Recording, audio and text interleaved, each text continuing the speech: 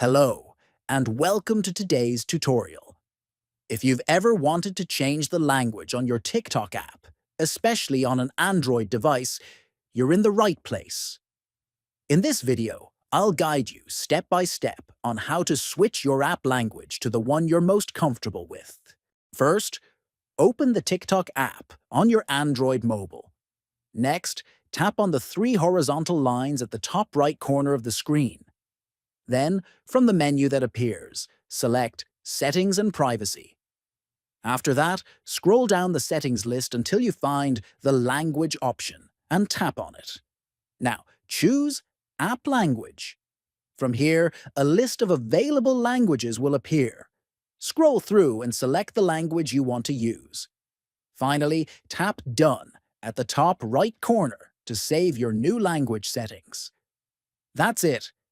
You've successfully changed the language of your TikTok app. If this video helped you, don't forget to like, comment, and subscribe for more helpful guides, just like this one.